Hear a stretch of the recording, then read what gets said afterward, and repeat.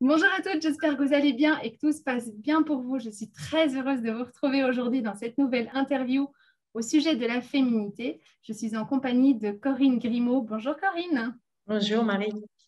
qui m'a fait l'immense honneur aujourd'hui de venir nous partager à la fois son expertise et son expérience aussi en tant que femme. Vous le savez, pour moi, il y a autant de manières de vivre et de se sentir féminine qu'il y a de femmes dans le monde. Et l'objectif de ces interviews, c'est justement de pouvoir ouvrir le champ des possibles et de vous montrer que chacune peut s'y retrouver et peut trouver sa propre manière à elle de vivre cette partie-là de son identité. Corinne, un immense merci de venir participer Merci à ce à toi. projet. Merci à toi.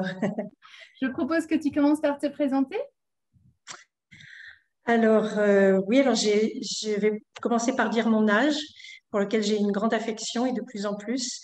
J'ai 61 ans et je le dis parce que plus j'avance en âge et plus j'ai l'impression de rajeunir. Donc ça, il y a quelque chose à comprendre là. Je suis, disons, à la retraite du point de vue de l'activité que j'avais précédemment, mais je continue une activité de coach et d'animation de groupe autour d'un enseignement pour lequel j'ai une grande affection, qui s'appelle l'énéagramme.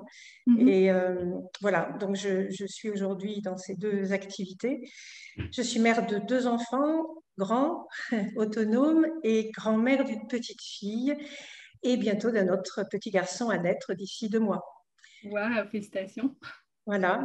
Et puis, ben voilà, j'ai décidé aussi de me retirer un peu plus de la ville. C'était déjà vrai ces dernières années, mais je me suis rapprochée de ce qu'on appelle la montagne noire. Je ne sais pas si tu connais, Marie. Non. C'est en Occitanie et c'est dans des petits villages où il n'y a pas beaucoup de commerce. Enfin voilà, on est vraiment, il y a que le chant des oiseaux. Enfin voilà, j'ai fait aussi le choix de me rapprocher de la nature en même temps que je me rapproche de ma nature. Oui, génial. Et alors, dis-moi, c'est quoi ta définition ou ta vision à toi de la féminité? Alors, ben, c'est un sujet qui m'a, enfin, le mot m'a interpellée parce que précisément, je me sens loin, il me semble, de l'acception partagée de ce mot-là. C'est-à-dire que pour moi, la féminité, ça m'appartient pas. C'est le regard de l'autre et c'est notamment une définition masculine de comportement féminin, d'attitude féminine, enfin, etc., qui est une image sociale. Voilà. Donc, les femmes ont certainement une façon d'épouser, sans jeu de mots, cette image-là, mais qui est une image extérieure à elles. Mhm. Et donc, voilà, pour moi, c'est une image extérieure à. Ça n'est pas, comment dire, je fais une différence entre féminité et femme. Regarder le concept femme comme on pourrait regarder le concept homme, alors bon, on pourrait avoir une discussion, un vrai dialogue, je trouve, entre les sexes là, à ce moment-là. Mais regarder que du point de vue de la féminité, finalement, c'est regarder la femme du point de vue de l'homme. D'accord. Est-ce que tu pourrais nous en dire un peu plus sur ce concept femme dont tu viens de parler? Alors, je pense que c'est à creuser encore et j'ai besoin d'altérité, enfin de dialoguer encore sur le sujet. Mais pour moi, c'est ce concept femme. Il y a peut-être quelque chose à définir autour comment dire, de l'idée que hommes et femmes ont à se retrouver, ont à se consoler de la perte de la part de l'autre, avec laquelle, dont ils sont aussi nourris. Alors, on a beaucoup travaillé autour de l'homme avec le grand H, l'humanité, etc. Mais alors, qu'est-ce que ça pourrait être, femme?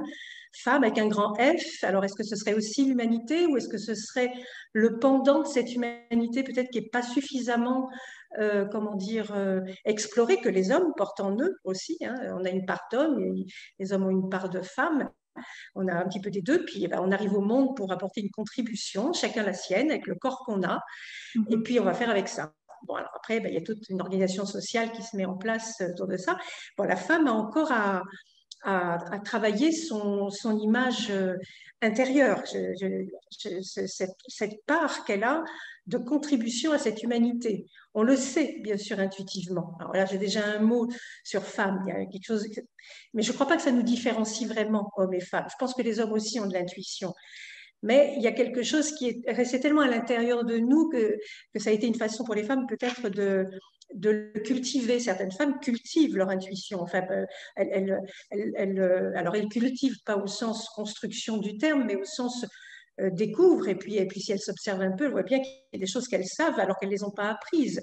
Et donc, il y a quelque chose du ressenti. Enfin, voilà, il y a des choses comme ça. Il y a un côté peut-être sauvage aussi, mais que les hommes et les femmes ont, mais que la femme a gardé en elle. Et on dit au départ les hommes qui vont chasser, qui vont cueillir, chasser, puis les femmes elles font à manger. Ben, elles savent aussi chasser et cueillir. Enfin, elles savent pas que faire les enfants.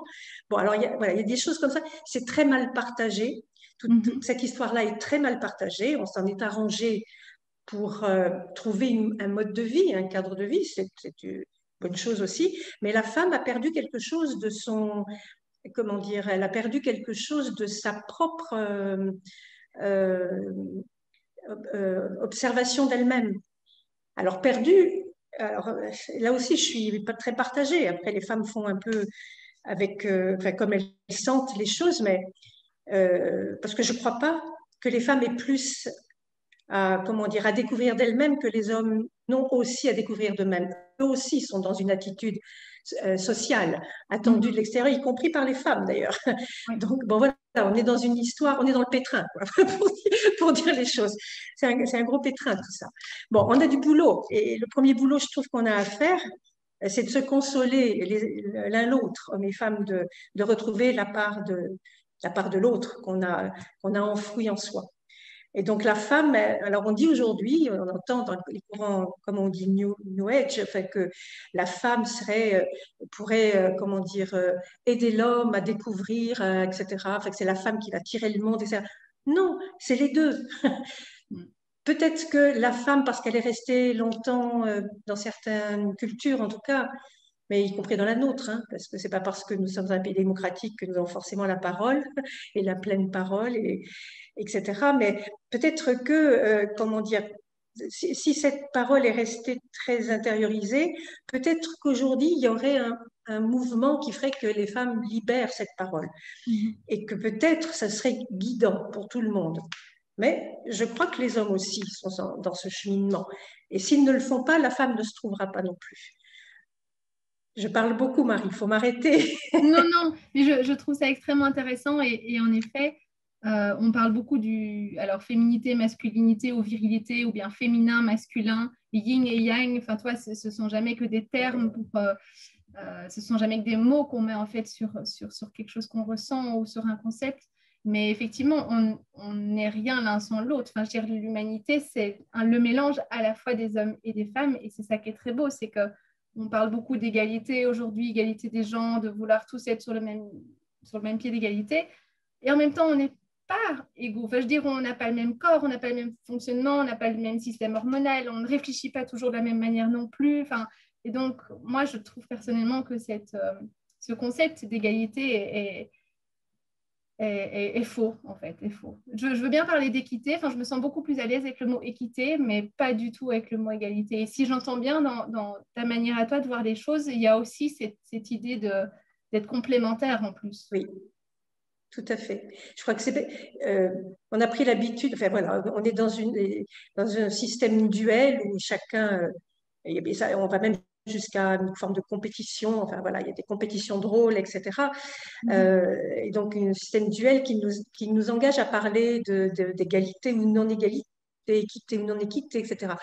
Alors que, en fait, dans la mesure où on n'est rien sans l'autre, on n'existe pas vraiment sans l'autre. C'est quand même important de se redire ça.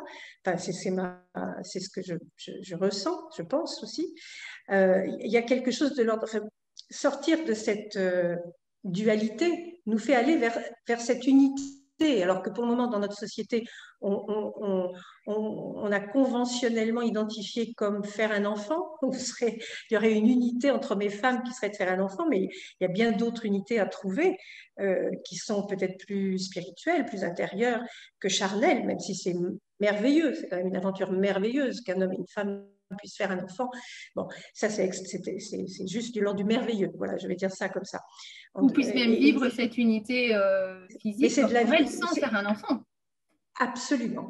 Et de sentir qu'il y a comment dire, qu'il y a une véritable contribution au monde dès lors qu'on est associé, qu'on est confondu. Voilà, on parle de fusion, on peut être confondu à un moment donné, hommes et femmes, et c'est parce que c'est dans cette façon d'être confondu qu'on se sent pleinement homme et pleinement femme, je crois.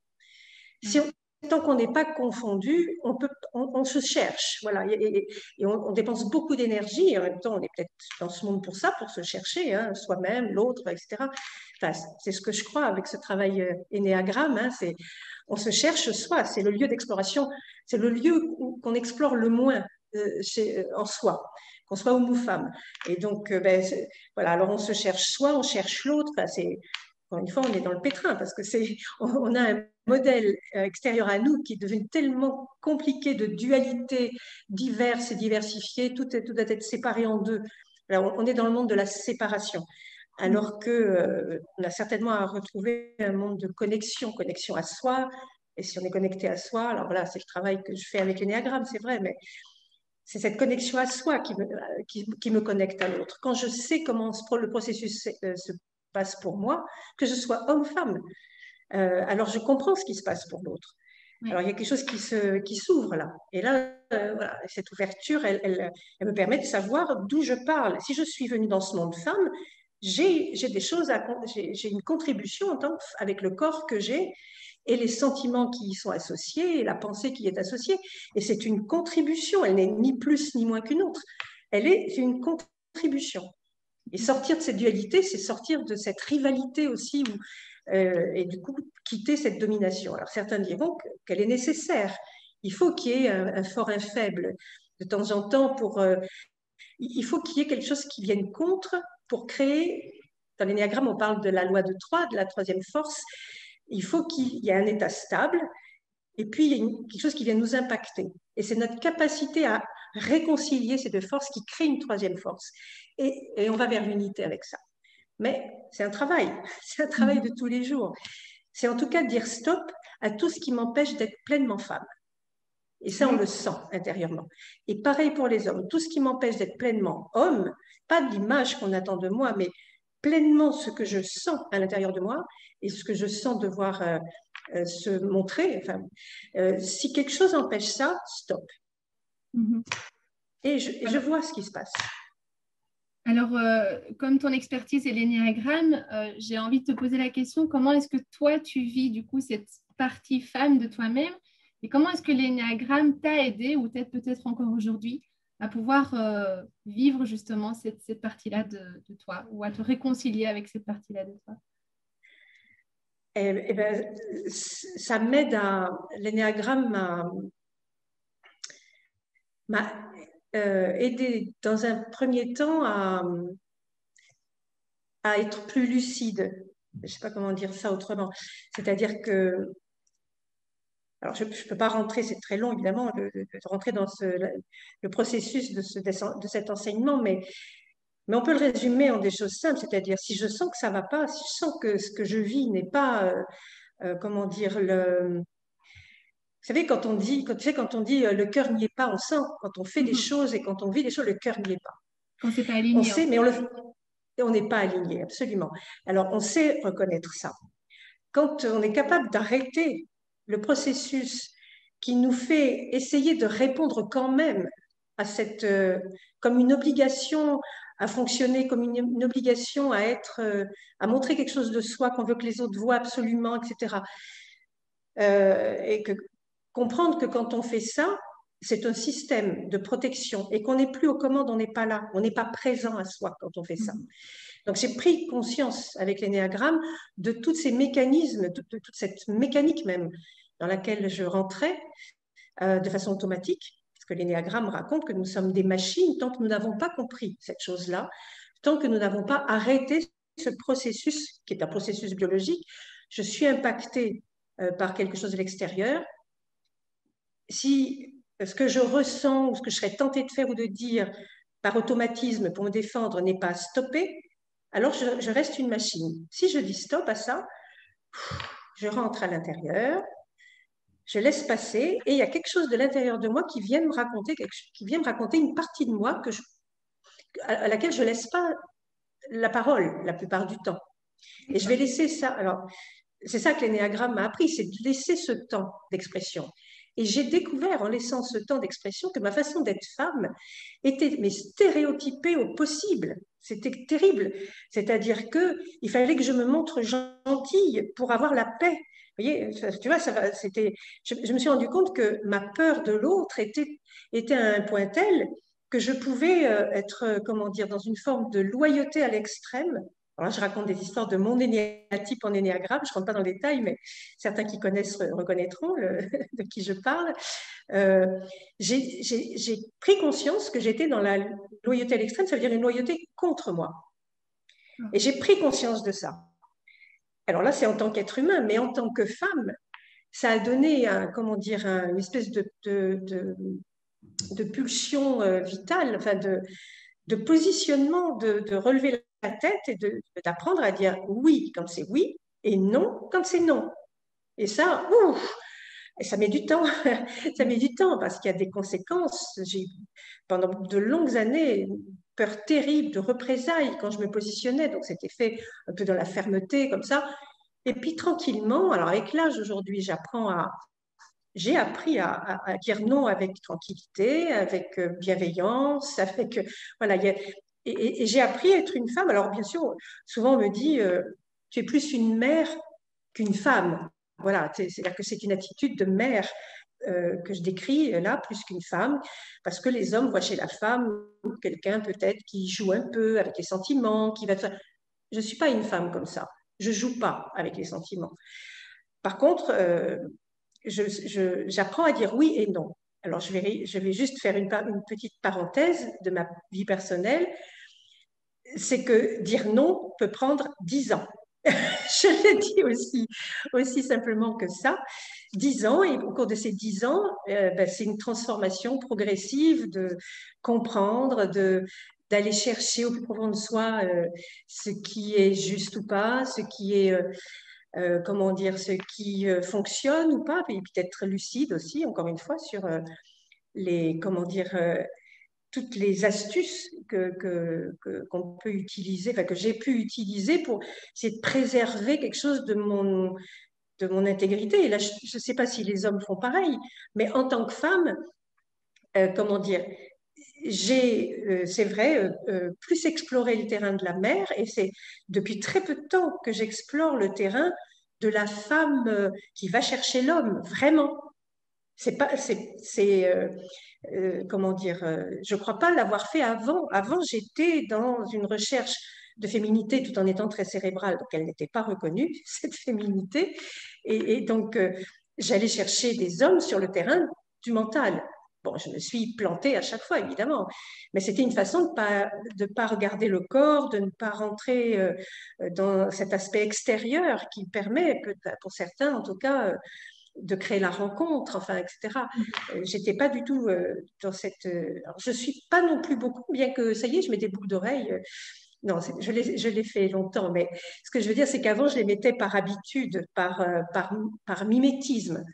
Aujourd'hui, me préparer prend une autre, comment dire, ça prend une dimension, le temps du choix du bijou ou du non-bijou, par exemple, donc le truc extérieur, la robe ou le short ou la façon de m'habiller plus décontractée, c'est un moment vraiment avec moi, où je change, pour savoir si c'est OK ou pas pour moi, à l'intérieur de moi. Oui. Et tant pis pour la façon dont les autres me voient. Tant pis ou tant mieux. Parce que il me semble que c'est ce travail de dire stop à un processus habituel pour pouvoir rentrer à l'intérieur qui peut-être peut déclencher chez les autres en face la même envie, enfin, la même authenticité. Voilà, c'est une recherche d'authenticité en fait. Oui, tout à fait. Et j'imagine que les jours où tu te sens bien, c'est relativement facile, même si je me doute qu'il y a eu tout un chemin avant pour arriver à trouver justement cette manière de t'exprimer et de te connecter à cette authenticité intérieure pour pouvoir l'exprimer à l'extérieur. Mais en même temps, j'imagine qu'il t'arrive aussi d'avoir des jours où, ben, je sais pas, tu te lèves du mauvais pied ou tu te sens pas bien ce jour-là. Enfin, il y a quelque chose qui vient te contrarier d'une manière ou d'une autre. Comment est-ce que tu fais ces jours-là justement pour aller alors te reconnecter à cette partie intérieure de toi? Eh ben, il me semble, alors il y a deux choses qui me viennent là, c'est que déjà j'accepte que, que d'être impactée par quelque chose qui vient de l'extérieur. J'accepte d'être l'être humain que je suis. Voilà, c'est un chagrin, ou quelque chose. Enfin, c'est là où l'énéagramme est vraiment d'une grande utilité. C'est-à-dire que c'est de reconnaître au moment où je suis impactée par quelque chose de difficile que c'est mon ego. Enfin, c'est trop facile de dire ego parce que l'ego on en a besoin aussi, mais c'est ma carapace qui vient d'être percée là, et donc ça veut dire que je l'avais remise. Alors ça me fait D'accord. prendre conscience que quelque chose s'était de nouveau rigidifié. Alors ok, donc c'est bienvenu. Et donc à partir du moment où je me rends compte de ça, d'ailleurs quand je le dis comme ça, il y a un raisonnement qui vient. C'est-à-dire que le raisonnement vient se mélanger avec l'émotionnel, et c'est ce dont on parlait tout à l'heure par rapport à l'alignement. Le raisonnement, c'est le mental, l'émotionnel, on va dire, c'est au niveau du cœur. Tout ça, ces deux centres-là vont coopérer, puis d'un coup, le corps, il va suivre ça. Et il n'y Mhm. a rien à décider d'autre que de raisonner sur le fait que, tiens, ah, t'es pris les pieds dans le tapis, là. Ok, ça vient t'impacter. Bon, t'es pas obligé hein, d'être impacté par ça. Mais est-ce que tu fais le choix de rester dans cette émotion triste, négative, ou est-ce que tu peux raisonner avec, alors l'énéagramme donc me sert énormément évidemment, ou alors juste dire, bon, bah, si j'essaye de comprendre ça, ok, est-ce que ça vaut le coup de... Puis à partir du moment où j'ai stoppé ce processus, en mettant le doute, bah, je peux observer que la vitalité du corps revient et puis comment dire, le lien qui se fait avec moi bah, va ouvrir le lien avec les autres et je ne Et du fais coup, tu te remets. qu'observer que tout se remet en mouvement. En fait, Oui, voilà, c'est ça. Ce que j'allais dire. Du coup, tu te remets en fait en action c'est ça. et tu reprends le fil de ta journée là où Ouais, il aurait pu à un moment donné pu être bousculé ou chamboulé ouais, ouais. par cet Ce qui événement qui vient te contrarier. absolument. Ce qui n'empêche pas les larmes et tout ça. Hein. Je, je pense d'ailleurs, la question des larmes, c'est une vraie question entre les hommes et les femmes. Oui. Les hommes aimeraient pleurer. Certains hommes que je coach sont tellement contents de venir pleurer pendant le moment de travail. Et ils peuvent le faire. Et donc certains hommes découvrent la vertu des larmes. C'est-à-dire pleurer, c'est enlever les peurs. Hein. C'est le L voilà, qui coule, avec le L qui coule de la peur. Enfin bon, et enlever les peurs, on en a tous, hein, hommes et femmes. Et moi, pour moi, les pleurs sont une manifestation du corps aussi, qui a besoin de lâcher quelque chose. Pas forcément de la tristesse, c'est une Mhm. tension qui lâche. Et on a besoin de ça. Et je pense qu'on a vraiment des choses comment dire, à communiquer entre hommes et femmes sur cette vertu du pleur. Et Oui. dommage que les femmes, des fois, ne comprennent pas. Elles préfèrent crier que pleurer. Comme si, donc il y a peut-être une vertu de domination dans le cri, je ne sais pas, mais ça vaut le coup des fois de tout lâcher, de baisser les épaules et de pleurer. En Et puis de effet. sentir, moi je me sens, alors pour le coup, pleinement femme, enfin pleinement à l'intérieur de, de, de cette sensibilité-là, mais encore une fois, que je pense que les hommes ont aussi. Mhm. Et en même temps, il y a aussi beaucoup de femmes qui ne savent pas se mettre en colère et qui, quelque part, retournent cette colère à l'intérieur d'elles-mêmes et qui, du coup, se déversent en larmes parce qu'elles ne savent pas comment autrement exprimer cette colère qu'elles ont. Enfin, la colère est une énergie qui met en mouvement. Donc, la colère, normalement, est quelque chose qui nous fait sortir, qui nous fait bouger, qui nous fait mettre en action. Et certaines femmes la renversent. Voilà, pour simplement quelque part s'effondrer un peu à l'intérieur. Et ça aussi, Oui, et puis elle découvre, mais du coup elle découvre que quand elle s'effondre et qu'elle pleure, l'énergie revient aussi. Il n'y a pas que la colère qui est source d'énergie. Toutes les émotions sont source d'énergie. Il suffit de les accueillir telles qu'elles sont. Euh, et comment on dit là, alors, les pleurs, quand on parle de s'effondrer, ça a à voir avec l'idée donc de l'émotion de la tristesse, enfin, il y a tout ça. Mais on prendrait chaque émotion et on trouverait on pourrait décrire comment dire, la capacité de l'émotion à nous mettre en mouvement. D'ailleurs, émotion, ça veut dire mouvement, Oui. que ce soit colère, peur ou tristesse, peu importe. Mais pourvu qu'on y aille, si on ne va pas dans la colère et que les femmes voient bien qu'il y a quelque chose qui se transforme souvent, alors, à certains niveaux, hein, de colère hystérique en colère, Ouais. comment dire, très dominatrice aussi, hein, excessive et tout ça, et tant mieux, et tant mieux qu'elles le fassent. Mais si elles sentent que c'est trop et que ça se transforme comment dire, en pleurs, ça veut dire qu'il y a quelque chose de la colère enfin, ça veut dire qui s'est transformé en une forme de tristesse. La tristesse, c'est accepter que c'est la fin de quelque chose. Ça veut dire que cette colère, elle n'est pas nécessaire. Et qu'il y a quelque chose de bien plus profond qu'elles vont pouvoir trouver avec les larmes. Et elles peuvent observer, enfin, je fais l'expérience de ça, je peux observer que les larmes versées, alors que je me disais, oh, je vais être toute bouffie, tout ça, pas du tout. Les vraies larmes qui viennent avec jusqu'au sanglot même, parce qu'on on répare des choses toute notre vie, peu importe, on n'a pas besoin de s'en rappeler. On sait qu'au moment où on le vit, quelque chose d'extérieur est venu le percuter, c'est là. Eh ben, faisons-nous ce cadeau de laisser partir cette tension avec les larmes, les sanglots. Et à ma grande surprise, je me regardais dans la glace. Après, je n'étais pas bouffie, au contraire. Et les gens que je rencontrais, après des épisodes comme ça, me disaient, mais tu es en pleine forme, tu as bonne mine. Bah oui, évidemment, je venais de libérer peut-être, je ne sais pas, quelques années de tension ou d'oubli de dire non, etc. Je disais oui à moi. Ah, et super. Ouais, tout à fait.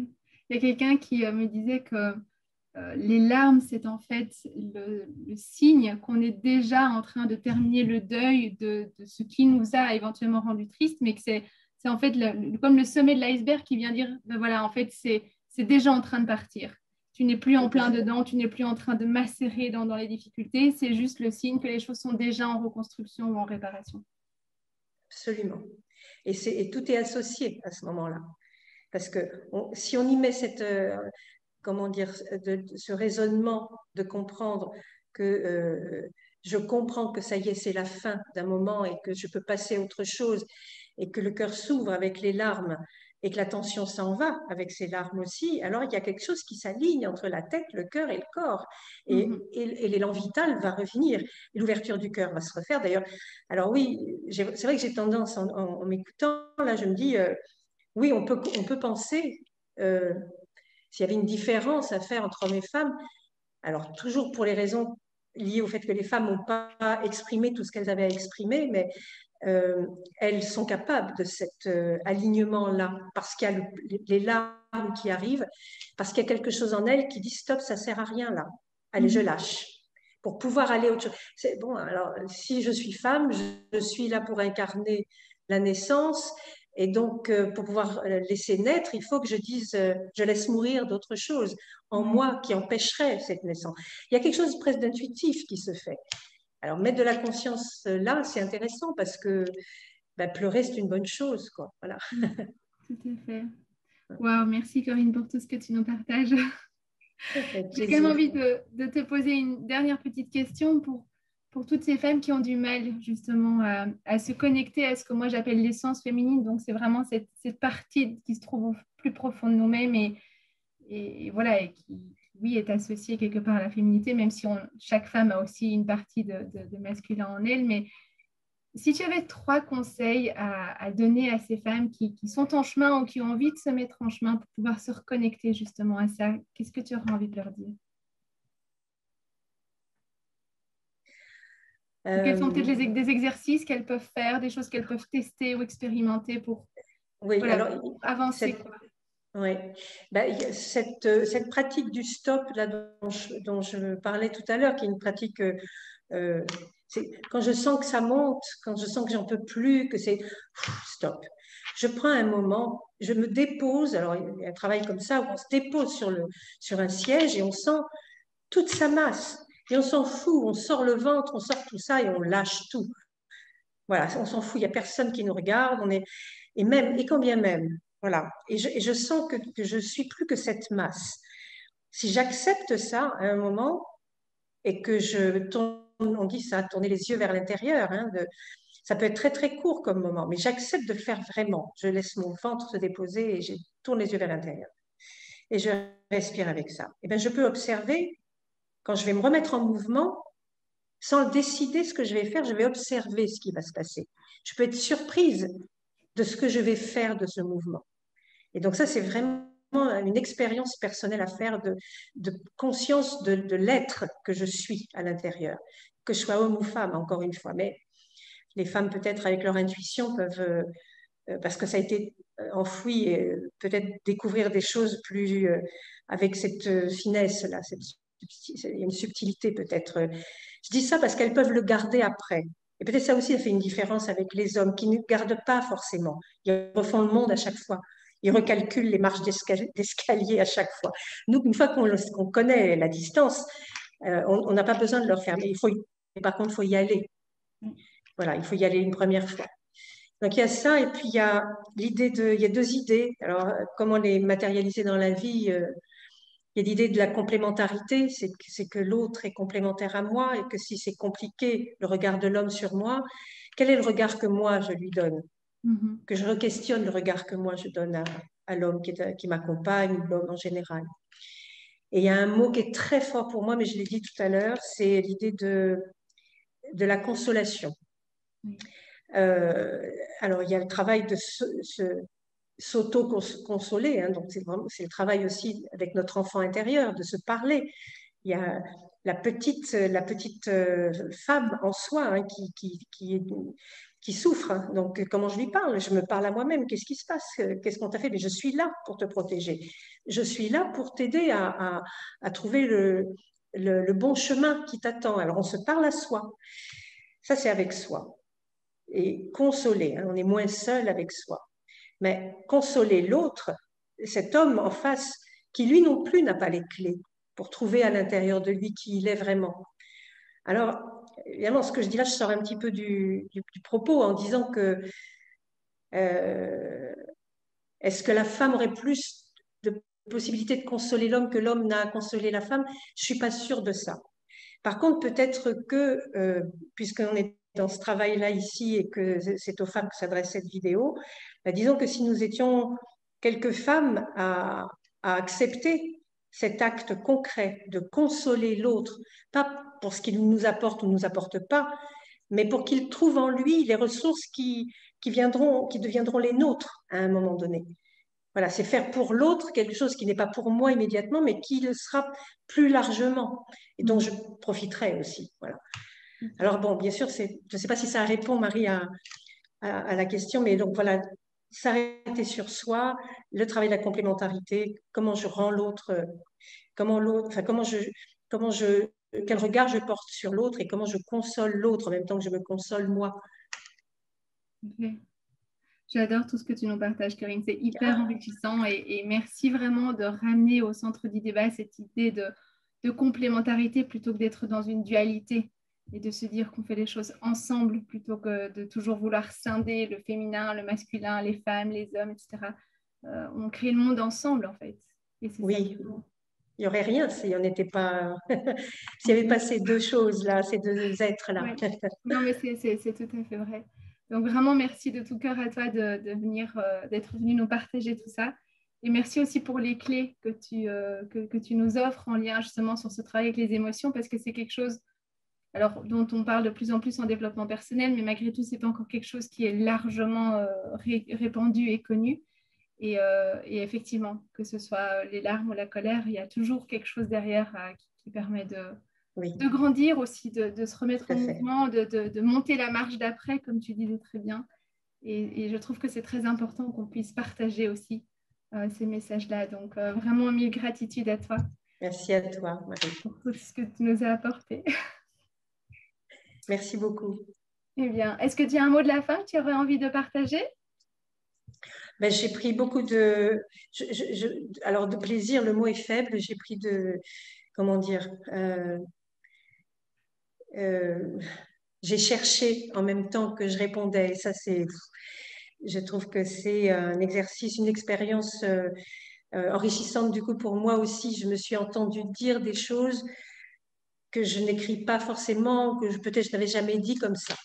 Et donc, merci pour ça, parce que c'est à chaque fois une découverte de soi, l'altérité, c'est-à-dire le questionnement, qui est pour moi un principe de base d'intérêt de l'autre, c'est le questionner. Ah ben voilà quelque chose que je pourrais dire aux femmes. Si les femmes ne comprennent pas, ne se comprennent pas elles, ne comprennent pas l'autre ou les autres, ou ce qu'il y a autour d'elles, questionnons l'autre. N'ayons pas peur de nous questionner. On est dans un monde où on a peur de demander à l'autre ce qu'il pense, ce qu'il ressent, etc. Arrêtons ça.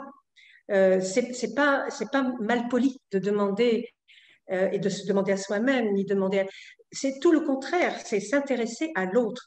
Un questionnement neutre, comme tu l'as fait avec moi, un questionnement, comment dire, avec du contenu, avec du sens, et qui nous permet de chercher qu'est-ce qu'on peut se donner de mieux que de se permettre à chacun de se chercher soi-même.